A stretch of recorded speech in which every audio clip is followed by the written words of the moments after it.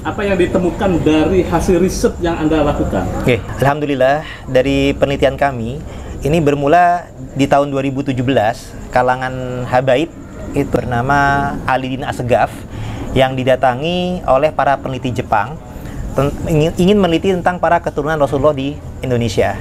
Nah, ketika menanyakan tentang masalah Wali Songo, di sana Alidin Assegaf menyatakan bahwasanya dalam kriteria ilmu nasab, kalangan ahli nasab Yaman hanya mencatat dari Nabi Muhammad sampai ke nama Abdul Malik saja. Nah, sedangkan dari Abdul Malik ke bawah sampai ke Wali Songo dinyatakan adalah sekedar pendapat sejarawan. Menurut Alidin Assegaf seperti itu. Sehingga dalam pandangan beliau, nasab Wali Songo kepada Rasulullah dari jalur Asma Khan Ba'alawi itu tidaklah sesuai dengan kriteria ilmu nasab, hanya pendapat sejarawan saja. Nah, dari hal tersebut keluarga Wali Songo tidak menanggapi dengan emosional atau marah-marah atau gimana, misu, enggak. Kita kemudian meninjau kembali tentang masalah nasab Wali Songo dari berbagai versi sejarah, dan nantinya alhamdulillah juga ketemu kesesuaian dengan ilmu genetik. Jadi dari versi sejarah dulu, ternyata kita temukan bahwasanya dalam sejarah Nusantara, para wali Nusantara di masa-masa abad pertengahan, abad 14-15 yang masuk ke Nusantara ini, atau para wali Songo, muasalnya itu tidaklah dari Yaman. Ini terindikasi dari gelar para wali Nusantara. Misalkan ada yang bergelar Maulana Maghribi, artinya berasal dari Maghrib atau Maroko. Dan di lain jalur ada juga tokoh semisal ayahnya Sunan Ampel, itu bernama atau bergelar Ibrahim Asmarakandi, yang terindikasi dari Samarkand, Uzbekistan. Nah, kemudian beberapa para wali ini bergelar Mahdum. Misalkan Sunan Bonang Mahdum Ibrahim, dan juga Syarif Hidayatullah dalam data sejarah Banten tercatat dengan gelar Sunan Mahdum Gunung Jati. Nah, setelah kita kaji, gelar Mahdum ini ternyata adalah gelar turunan Ahlul Bait Nabi yang digunakan di daerah Asia Tengah dan Asia Selatan. Artinya bukan berasal dari Yaman. Andai kata dari Yaman, mestinya bergelarnya Habib Gunung Jati, Habib Hidayatullah, atau Habib Ibrahim Bonang gitu. Tapi ternyata tidak. Artinya ini membuktikan bahwasanya jalurnya bukan dari Yaman. Atau demikian pula ayah Sunan Ampel, mestinya Ibrahim Al-Yamani atau Ibrahim Al-Hadromi, ternyata tidak, tetap Asmarakandi. Begitu juga yang tadi dari Maghrib atau Maroko, mestinya kan kalau dari Yaman, Maulana Yamani, Maulana Hadromi, ternyata tidak. Artinya dalam sejarah Nusantara ini pernah terjadi pembelokan sejarah dan silsilah. Yang semestinya dalam peta Nusantara ada yang berasal dari Maroko, ada yang berasal dari Asia Tengah, Uzbekistan, terbelokkan melalui jalur muasal Yaman. Nah, ini kita juga temukan indikasi dikarenakan di masa lalu para sesepuh leluhur kita itu belum sempat berkorespondensi langsung ke negeri muasalnya. Padahal itu sebuah suatu yang logis. Misalkan bila mana saya atau Kiai atau Buya tinggalnya misalkan di Jakarta, tapi riwayat silsilah leluhur kita itu ada dari Sunan Gunung di Cirebon, atau ada kalau saya juga ada yang di Banten. Tentu sesuatu yang logis kami mengkonfirmasi atau silaturahimnya dengan keluarga yang di Cirebon atau keluarga yang di Banten, tidak ke Jogja atau Ternate atau Tidore, karena di Indonesia ini kan kerajaan-kerajaan banyak, para wali tempat-tempatnya juga banyak, tapi harus disesuaikan dengan riwayatnya yang logis. Kalau kita riwayat leluhur keluarga kita dari Cirebon, tentunya konfirmasinya ke Cirebon. Nah, ini artinya leluhur kita semestinya ada versi yang jalurnya itulah Mesir atau Uzbek, kemudian Maroko. Di masa lalu belum sempat konfirmasi ke negeri muasal. Kemudian pihak penjajah dari VOC dan Hindia Belanda di masa lalu itu lebih menerima kunjungan orang Timur Tengahnya yang berasal dari Yaman. Nah, karena dari Yaman ini yang masuk ke Nusantara, terjadilah interaksi antara para sesepuh-sesepuh kita dengan para pendatang dari Yaman, biasa disebut habaib. Kemudian terjadi interaksi, adanya saling husnuzon, adanya sama-sama riwayat sebagai keturunan Nabi, maka silsilah kita terbelokkan, leluhur kita ini ke jalur seakan-akan jalur Asmat Khan Ba'alawi muasal Yaman. Nah, ini kembali terbongkar ketika penelitian genetik. Ternyata setelah penelitian genetik kita berbeda dengan mereka. Kemudian saya fokuskan di keluarga Wali Songo saja. Ternyata terbukti dari hasil tes Y-DNA yang meneliti kromosom Y garis laki, alhamdulillah keluarga Wali Songo itu terbukti sebagai keturunan Ahlul Bait Nabi karena mengandung kode mutasi genetik. Ada yang Al-Hasani, ada yang Al-Husaini. Kemudian yang menarik adalah dengan tes Y-DNA itu ada namanya peta genetik migrasi leluhur.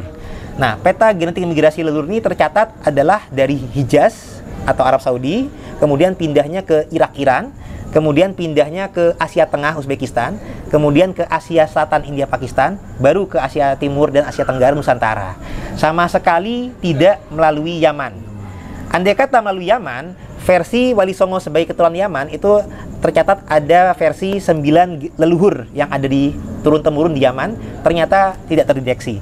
Nah, dalam versi tersebut konon leluhur Wali Songo adalah Ahmad, berputra Ubaidillah, berputra Alwi, berputra Muhammad, berputra Alwi, berputra Ali Koli Kosam, berputra Muhammad Sumirbat, berputra Alwi Al-Vagih, berputra Abdul Malik.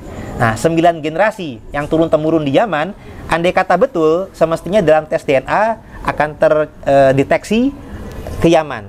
Ternyata tidak. Jadi dari Irak itu tidak terdeteksi ke barat dayanya ke Yaman, tapi lanjut ke bagian timurnya begitu. Nah, ini arti kata menjadi temuan yang kita juga sesuaikan dengan hasil Muktamar NU ke-31, bahwasanya hasil tes DNA itu bisa untuk membatalkan ilhaq nasab, tapi belum tentu bisa untuk menentukan ilhaq nasab. Tapi untuk membatalkannya bisa.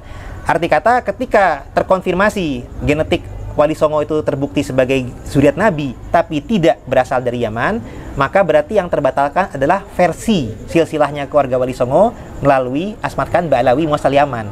Nah, kemudian untuk menentukannya tidak bisa semata-mata dengan tes DNA, harus menggunakan versi data lain. Nah, alhamdulillah dari keluarga Wali Songo, kemudian dalam data Cirebon dan Banten, kita cari versi lain yang tidak melalui Yaman. Alhamdulillah dari data manuskrip ke Prabon, ini adalah pustaka asal-usul Kesultanan Cirebon. Ini ya, salah satunya, mohon maaf ini fotokopi ya.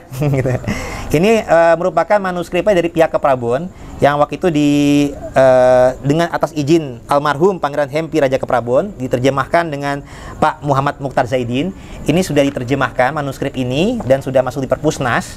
Dan di sini tercatat bahwasanya Sunan Gunung Jati terah leluhur daripada Kesultanan Cirebon dan Banten dan salah satu anggota Wali Songo, dicatatnya adalah keturunan Nabi Muhammad melalui Musa putranya Ja'far Shodiq. Musa Al-Kazim. Nah, putra Imam Ja'far Shodiq. Artinya ini tidak melalui Yaman. Karena kalau versi yang melalui Yaman itu melalui Ali Uraidi adiknya. Nah, ini melalui kakaknya Musa Al-Kazim. Nah, data ini kemudian ternyata berkesesuaian juga dengan data Banten, tinjauan kritis sejarah Banten, juga data sejarah para wali dalam bahasa Sunda. Dan kita coba cek juga data yang merupakan data Cirebon, Carita Purwaka Caruban Nagari. Ini merupakan terjemahnya, karena kalau manuskrip aslinya ada di Museum Sri Baduga Bandung. Naskah aslinya dari awal abad 18 tahun 1720. Data ini yang dinyatakan sebagai versi data yang penguat bahwasanya Sunan Gunung Jati keturunan jalur Asmat Khan Ba'alawi. Nah, setelah kami teliti di sini, ternyata memang ada indikasi gado-gado atau tercampur aduk data. Nah, kenapa demikian? Karena memang meskipun data ini mencatat tentang masalah tokoh-tokoh yang terindikasi Ba'alawi, misalkan Abdul Malik, Baidillah, Ahmad, tapi yang menarik dalam data ini, nama anaknya Imam Ja'far As-Shodiq itu tidaklah Ali Uraidi tercatatnya. Ternyata tercatatnya adalah nama Qasim Al-Malik. Nah, Qasim ini malah lebih dekat dengan gelar Musa Al-Kazim dibandingkan Ali Uraidi. Karena kalau Ali Uraidi dalam sejarah kita tidak ada punya gelar Qasim atau Kazim, nggak ada. Jadi ternyata dalam data Cirebon yang menggunakan versi Ba'alawi sekalipun, ternyata ada percampuran aduk di mana dalam data atas lebih dekat dengan jalur Musa Al-Kazim ternyata. Intinya Wali 9 Wali Songo bukan keturunan Ba'alawi. Nah, tambahan lagi sebentar. Tentunya dengan temuan data Nusantara, kita kemudian menggunakan logika bahwasanya leluhur kita itu berasalnya ada yang dari Uzbekistan. Tadi juga peta migrasi ada Irak dan India. Kami sudah melakukan konfirmasi dari pihak relasi kami, dari jaringan-jaringan kami.